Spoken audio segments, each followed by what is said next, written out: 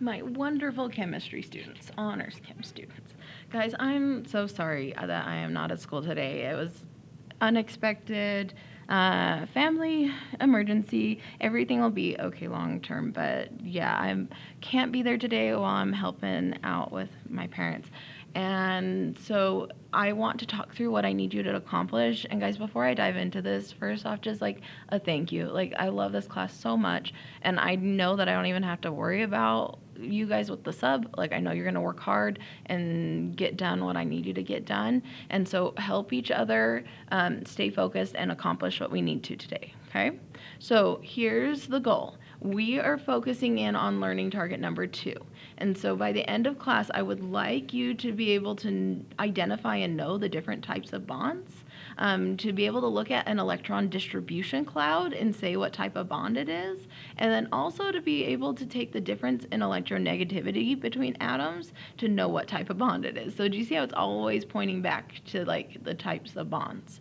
And so will you pull out your packets if you have not already pulled out your packets, and turn with me to page 17, because this is the page that we ended on last time.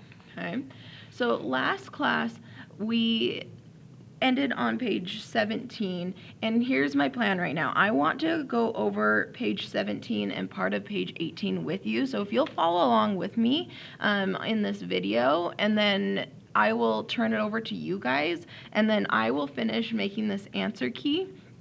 And we'll have this answer key at the front of the room so that you can come up and check your work at any time. Please know, like, this is where you're learning the materials. That when I get back and I see you guys on Tuesday, we'll do a review, but then we're going to be taking this quiz. So I'll summarize it with you and we'll review, and then we're going to take the quiz. So here's where I need you to be learning this stuff. So just a reminder, metals are on this portion of the periodic table, and nonmetals are over here to the right of that staircase. And we were learning about electronegativity and ionization energy. And we learned that like electronegativity tends to be the biggest over here, and ionization energy and electronegativity tend to be really small over here. So 2 important concepts that I need you to know. As a result of this trend, metals, okay, so metals tend to lose electrons, okay? They lose electrons because they have low ionization energy. They're not holding on to those electrons really tightly. And nonmetals, they tend to gain electrons, or they're definitely trying to gain electrons. Like sometimes they'll be successful, sometimes they won't, but they are definitely going to try to gain electrons. And again, guys, this is because they have high ionization or high electronegativity. Fluorine's the bully of the periodic table. It's trying to take electrons from everyone else. Metals have low ionization energy. It doesn't take a lot of energy to lose an electron. So there are 3 kind of bonds that you need to know. So let me read this with you, okay? Because it all goes back to exactly these 3 things. Like if I could pick the most important thing for you to study and know, it's probably these definitions right here. So ionic bonds. Ionic bonds are formed when one atom takes an electron from another atom. Ions are the result. One positive, one negative. They stick together because of opposite charges. Okay, so that's an ionic bond. Now, covalent bonds are formed when both atoms have a strong attraction to the electron. So they are sharing the electron. Neither atom has a charge. Okay? And then metallic bonds occur when neither atom has a strong attraction to the electron. All right. So it says number 6. Based on these definitions, which type of bonding did you demonstrate in the shaded periodic table? So let me clarify something. We had some shading up here, but really we shaded a portion of the periodic table that were representing metal atoms, and we shaded a portion of the periodic table that represented non-metals. Okay? So if we have a metal atom and a non-metal atom, of these three kinds of bonds, which one do you think will happen? And just a reminder, metals are not holding on to their electrons really tightly, and non-metals are trying to take electrons. So look at this. Ionic bonds are formed when one atom takes electrons from another atom. So when one atom takes electrons from another atom. Ions are the result. One positive, one negative. They stick together because of opposite charges. So everyone, whenever there is a metal and a non-metal, they form an ionic bond. Okay? Now let me talk to you about this a little bit. Let's say, I'm just going to pick a metal right now. Like, what about potassium? It's got the letter K for its symbol. And potassium is in group 1, so we know it has one valence electron. Yes, it has other electrons, but we just got one valence electron. So this is my metal. And now I'm going to pick a non-metal. Let's go with fluorine, because fluorine's our bully of the periodic table, right? Here's fluorine. Fluorine is in group 17, so it has 7 valence electrons.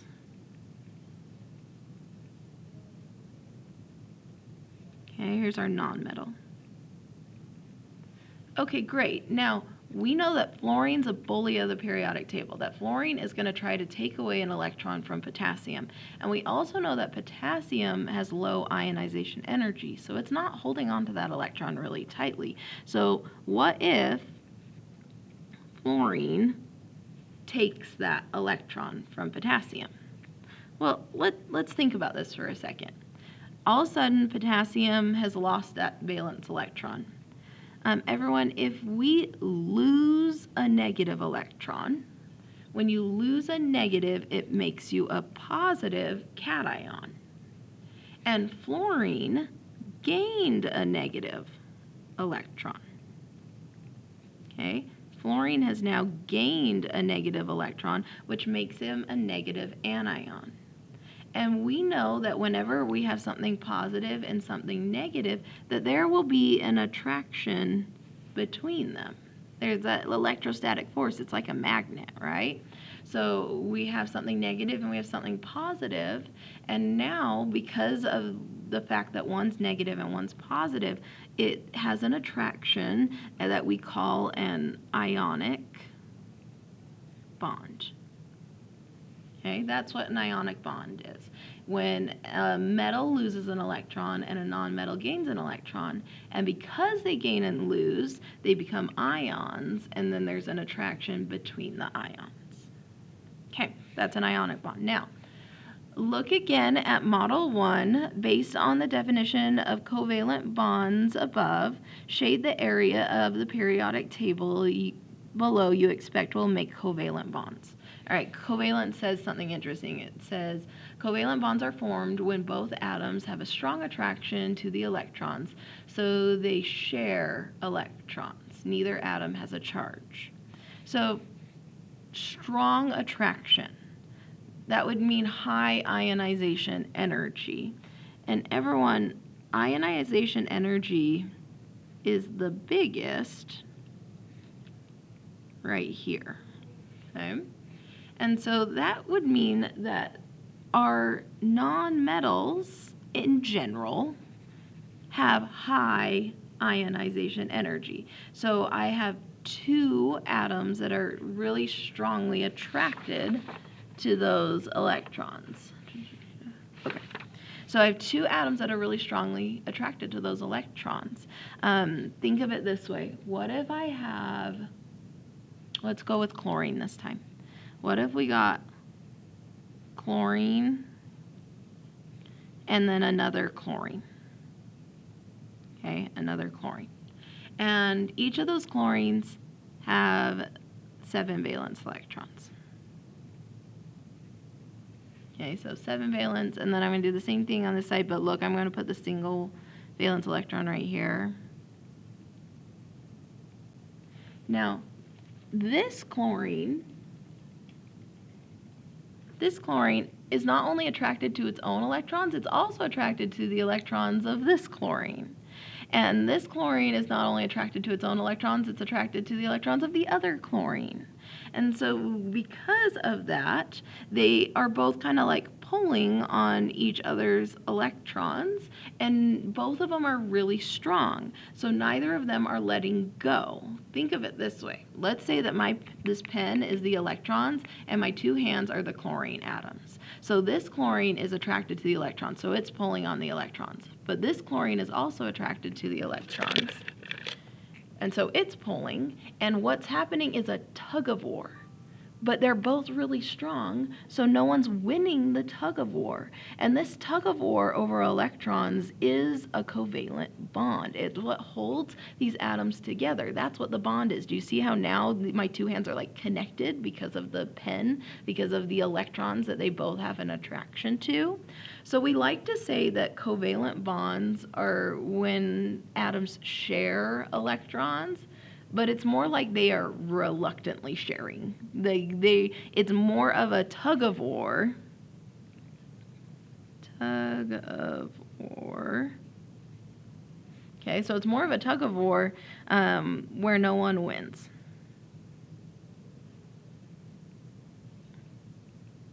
Like, that's a better definition, example of what a covalent bond is. When we got a non-metal and a non-metal, they're both really strong, and so they're both pulling on each other's electrons, but neither one is winning, and so then they're kind of forced to share the electrons. Okay, let's turn the page. This is the last question that I'm going to do with you, and then I'm turning it over to you guys. So, based on the definition above and the information in Model 1, shade the area of the periodic table below you would expect will make, oh my goodness, look at my grammar and my spelling, like, and my dyslexic brain. I mean, but I'm proud of my dyslexic brain, but guys, what is this? Below you would expect to make a metallic bond. All right, so a metallic bond occurs when neither atom has a strong attraction to electrons. So that would mean that their ionization energy is not high, their ionization energy is low. And that's a characteristic of metals, right? Our metals are the atoms that have low ionization energy. They're not really holding on to their electrons. So something interesting happens. Like if I have a bunch of metal atoms, here's the nuclei of a bunch of different metal atoms, okay? And yes, these atoms, in addition to nuclei also have electrons. But guess what? None of the atoms are like really holding on to those electrons really strongly. And so then the electrons just kind of move around and flow, and it's like they're attracted here, but then they're not, and here. And so we get this sea of electrons. That's a common way of describing a metallic bond, is that neither atom is really holding on to the electron very carefully. And so then the electron just kind of ends up moving and flowing around it. Okay, good. So here's the plan. Look at the types of atoms, where are they on the periodic table, and then connect it to the definition. So if you think that a bond between these two atoms is described like this, then I would draw a line right there. If you think it's described by this one, you draw a line. If you think it's described by that one, you draw a line. Okay, so I want to see 3 lines right here. Okay, then I want you to read this next part carefully. And now we have electron distributions. Wherever it is the darkest, that's where the electrons spend the most time. So the dots are the nuclei of 2 atoms. Here's the nucleus of an atom, here's the nucleus of an atom. And the electrons are spending time not stuck in between them, but floating around them. So one of these models, A, B, C, one represents an ionic bond, one represents a covalent bond, and one represents a metallic bond. And that's what you're going to be answering these questions to figure out which one is which. And then when you're done, when you get to an instructor check, instead of me being there and checking it, you're just going to come up and check the answer key. Okay? All right, then remember, this is on page 20, that this is an electronegativity table. So these numbers are how strong the atoms are, how likely they are to steal electrons from other atoms. So number 1 on page 20 says, using the definition of ionic bonding above and the blank periodic table you previously shaded, pick any 2 atoms that will form an ionic bond. Oh, well, guys, you know that we need to pick a metal and a non-metal, right? That would make an ionic bond. So pick any metal and any non-metal. Like if you wanted table salt, like you could pick sodium, which is our metal, and chlorine, which is our non-metal. That's fine.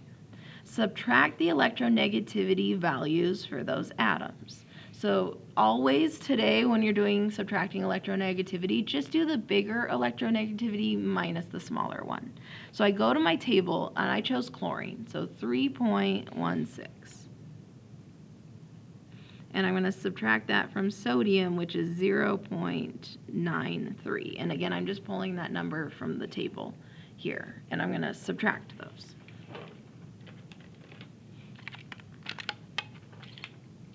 (3.16 minus 0.93), and we are getting a value, a difference in electronegativity, because we subtracted them, of 2.23.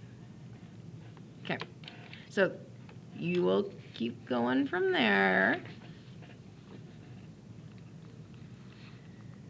Again, whenever you get to an instructor check, I want you to stop and check the answer key. And everyone, what I need is you working hard the whole time. Now, if you finish through page 24, that would be amazing. Like optimal finishing through page 24. However, I know that is a lot. So what the report back that I need from the sub is that you were working hard the entire time. As long as everyone was working hard the whole time, then no worries if we don't get it done. But if you are not working and messing around, then we're having a conversation, and to me that means you're ready for the quiz, so we'll take that quiz instead of reviewing. But again, I'm not worried about this class. I know you guys will work hard on this. So try to get through page 24. If you don't, that's okay, but I want to see you want a report back from the sub that you were working hard that whole time, and then I will see you all on Tuesday. Okay, thanks guys. Check the answer key. You got this.